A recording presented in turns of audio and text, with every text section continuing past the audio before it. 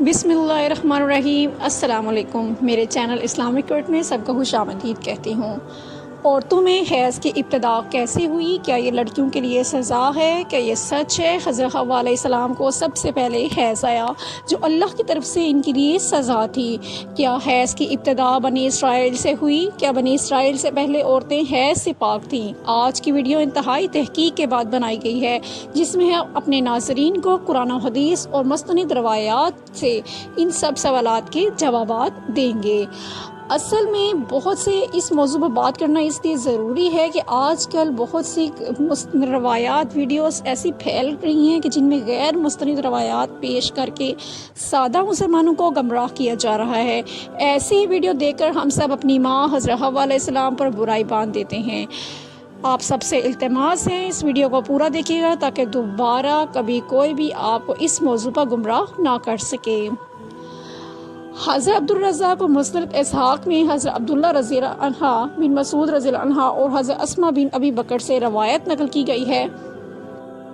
بنی اسرائیل کی عورتوں کو یہ اجازت تھی کہ وہ مردوں کے ساتھ مسجد میں جا کر نماز پڑھا کرتی تھیں۔ مردوں اور عورتوں کے درمیان ایک پردہ ہوتا تھا۔ پھر ایک دن ایک لڑکی اپنی ایڑیاں اٹھا کے مردوں میں اپنے یار کو دیکھنے لگی اور پھر اس نے یہ روزانہ کا معمول بنا لیا۔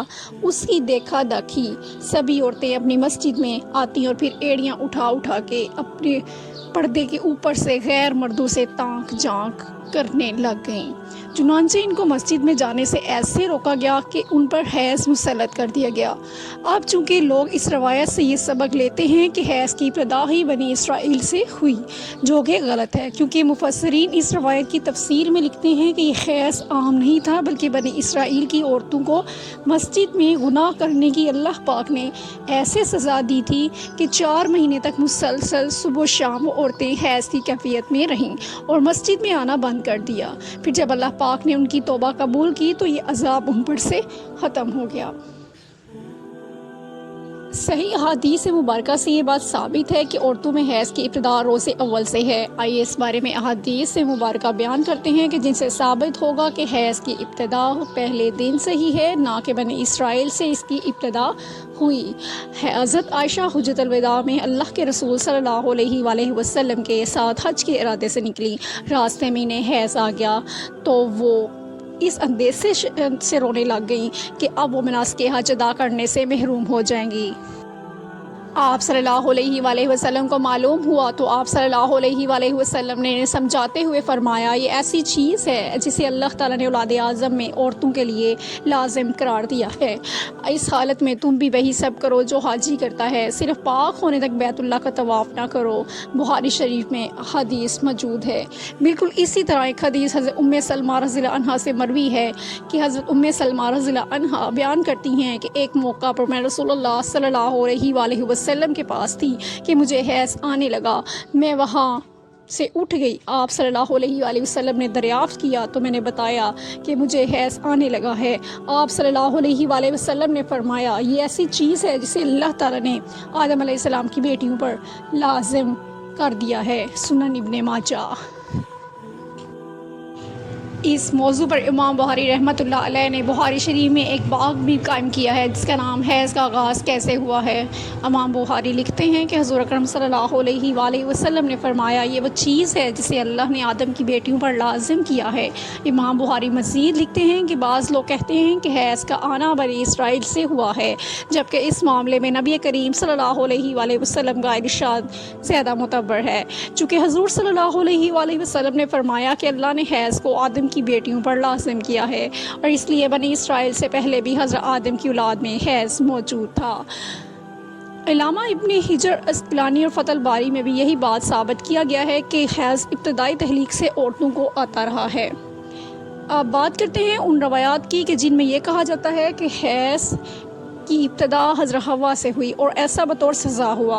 امام طبری رحمۃ اللہ علیہ سورہ البقرہ کی آیت نمبر 25 کی تفسیر میں حضرت عبد الرحمن بن زید رحمۃ اللہ علیہ کی یہ روایت نقل کرتے ہیں کہ حضرت حوا کو پہلے حیض نہیں آتا تھا، ان کی تخلیق پاکیزہ ہوئی، یہاں تک کہ انہوں نے اللہ کی نافرمانی کی اور ممنوعہ پھل کھایا۔ جس سے ان کو جنت سے نکالا گیا اور پھر ان کو حیض اور حمل کی سزا دی گئی۔ اور لکھتے ہیں کہ اللہ پاک نے تب فرمایا میں نے تجھے پاکیزہ بنایا تھا لیکن تو نے میری نافرمانی کی، اس لیے اب میں تجھ سے خون جاری کروں گا۔ امام طبری کے علاوہ باقی تمام مفسرین نے ان روایات کو جھٹلایا ہے۔ ان روایات کو غیر مستند اور ناقابل قبول کہا ہے۔ حیض دراصل ایک طبیعتی مظہر ہے جس سے ہر ماہ عورت بلوغت سے سنیاس تک دوچار ہوتی ہے اور اس کو صحت کی علامت سمجھا جاتا ہے۔ اسی حیض کے خون سے ہی بچے کی پرورش کی جاتی ہے۔ یہ اللہ پاک کا نظام ہے۔ غیر حاملہ عورت کو اگر حیض نہ آئے تو اس کو بیماری کی علامت سمجھا جاتا ہے۔ یہ عورت کے لیے کوئی سزا نہیں ہے اور نہ ہی یہ بات کسی روایت سے ثابت ہے کہ حیض عورت کی سزا ہے، بلکہ یہ ایک ذمہ داری ہے جو اللہ پاک نے انسانیت کی تحریک کے لیے عورتوں پر عائد کی ہے۔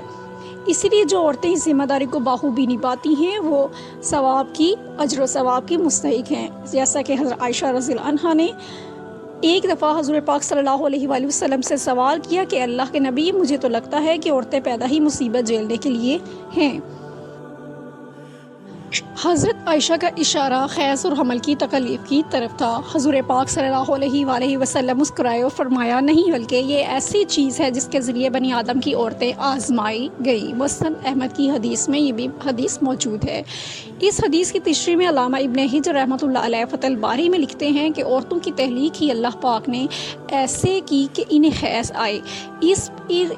ان پر پہلے دن سے ہی لازم کیا گیا، جو عورت اس پر صبر کرے گی تو وہ اجر کی مستحق ہوگی، اور جو اس کو مصیبت اور برائی سمجھے گی وہ اللہ کی تخلیق میں عیب نکالنے کے جیسے گناہ کی مرتکب ہوگی۔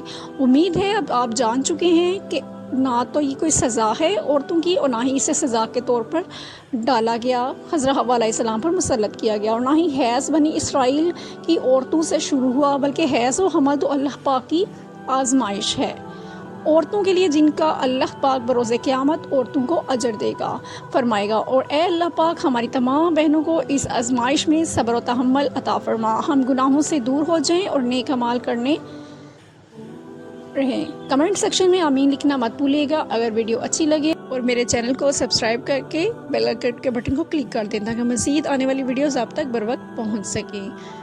جزاک اللہ خیر۔